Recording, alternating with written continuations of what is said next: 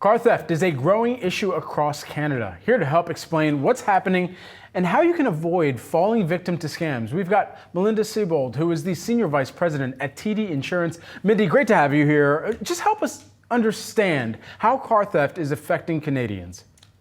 Yes, thank you for having me. The important thing to understand is that car theft can happen to anyone at any time and anywhere. And according to Equite Association in Canada, a vehicle is stolen every 5 minutes, and that's approximately 57,000 vehicles which were stolen in 2024. Criminals usually steal cars to sell them overseas or sell them domestically to unsuspecting Canadians. They also dismantle them for parts resale. However, our collective efforts across the industry, along with government and law enforcement, have resulted in an almost 19% reduction in auto theft year over year.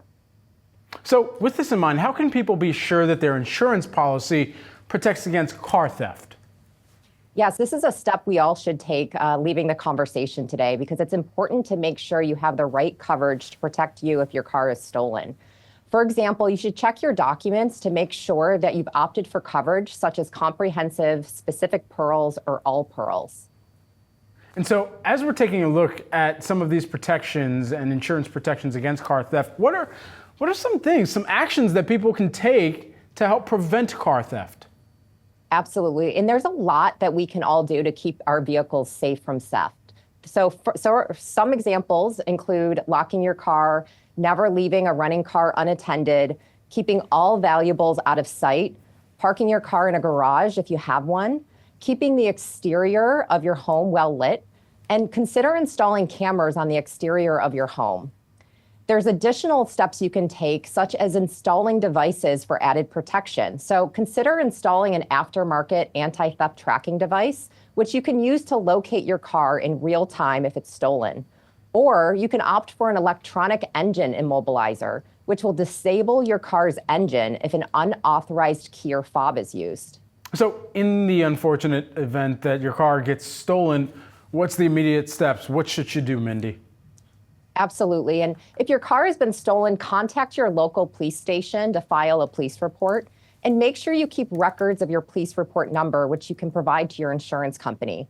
You should also gather any evidence that can be shared with your insurer. So remember, check those dash cams, talk to any witnesses. And finally, get in touch with your insurance provider immediately to start a claim. So what should people know about car theft and re-VINing vehicles? Yes. I think a VIN first is a vehicle identification number, and it's about 17 characters long, and you can find it on your driver's side dashboard or your door. Re-VINing is a growing issue in Canada, where a stolen vehicle's VIN is replaced with a fake VIN to make the stolen vehicle appear legitimate before it's sold to an unsuspecting buyer. For criminals, car theft and re-VINing are often a low-risk, high-reward opportunity to fund illegal activities, often at the expense of Canadians. So what are customer impacts with re-VINing?